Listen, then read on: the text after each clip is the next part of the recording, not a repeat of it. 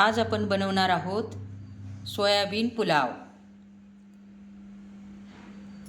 आज आपण पाहणार आहोत एकदम टेस्टी आणि हेल्दी सोयाबीन पुलाव।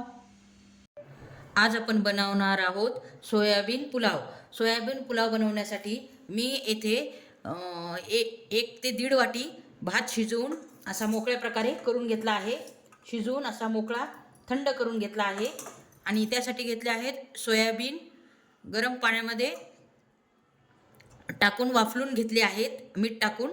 आणि त्यासाठी घेतला आहे एक बटाटा, तेजपत्ता, एक टोमॅटो आणि गाजर, अर्थात सीजन चालू आहे तर गाजर पडणारच। आणि त्यानंतर आपल्याला लागणार आहे 2 कांदे मी उभे चिरून घेतलेले आहेत, भरपूरशी कोथिंबीर बारीक चिरून घेतलेली आहे आणि अद्रक लसूणची पेस्ट घातली आहे। या व्यतिरिक्त आपण आपले घरचे बेसिक मसाले वापरणार आहोत आणि त्याचबरोबर आपल्याला लागणार आहे बिर्याणी मसाला।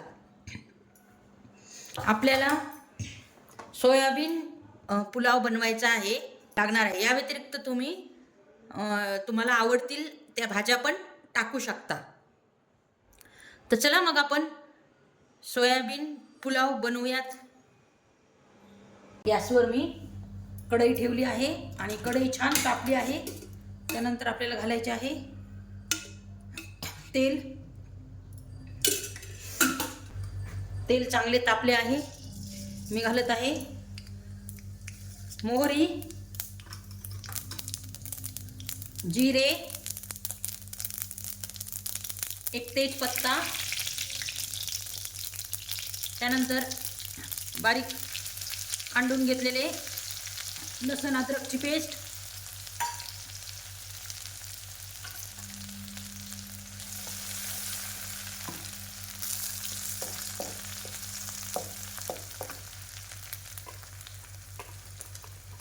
त्यानंतर आपण घालणार आहोत हा कांदा। कांदा चिरलेला असतो पण ते असा आपल्याला फोडून घ्यायचा आहे।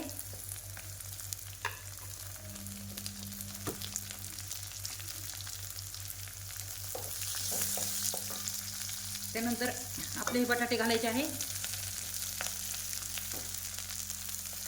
त्यानंतर टोमॅटो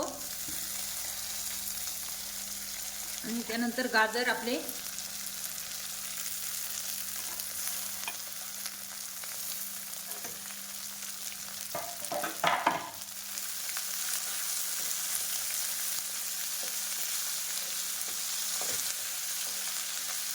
आपल्याला किमान 5 ते 7 मिनिटं आपल्याला हे तेलामध्ये हे सगळे भाज्या घातलेल्या आहेत त्या मऊ करून घ्यायच्या आहेत, कारण त्या आपण अगोदर शिजवलेल्या नाही आहेत।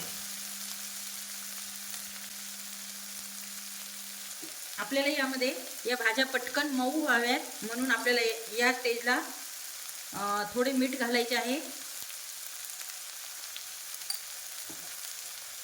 मीठ हे थोड्या प्रमाणात जातच घालायचे आहे आपल्याला, कारण की भात शिजवताना मी मीठ घातले होते आणि सोयाबीन पण आपण जेव्हा गरम पाण्यामध्ये वाफलून घेतो तेव्हा पण मी सोयाबीनमध्ये मीठ घातले होते।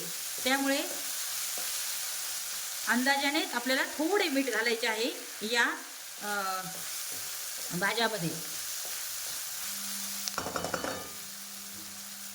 5 मिनिटासाठी आपल्याला झाकण ठेवायचं आहे, जेणेकरून त्या भाज्या चांगल्या मऊ होतील।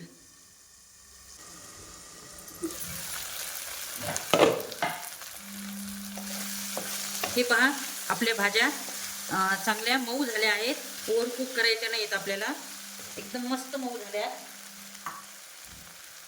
नंतर आपल्याला आपले बेसिक मसाले घालायचे आहेत।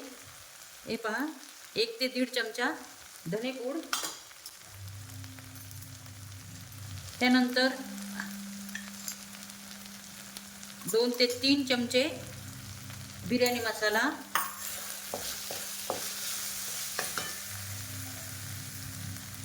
1 ते 1.5 चमचा लाल तिखट टाकणार आहे,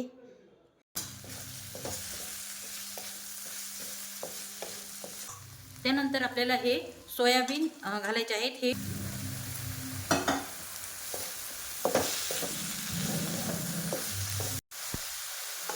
त्यानंतर आपला हा शिजवलेला मोकळा केलेला थंड केलेला भात घालायचा आहे। आणि सर्व छानपैकी मिक्स करून घ्यायचे आहे.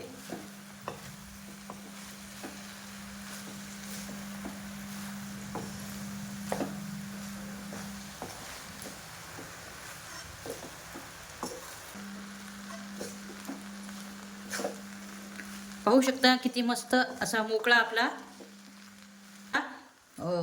सोयाबीन राईस झाला आहे.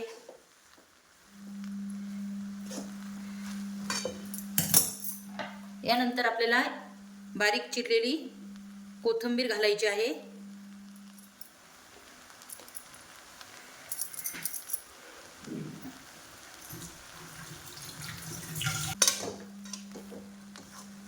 आणि चांगले मिक्स करून घ्यायचे आहे.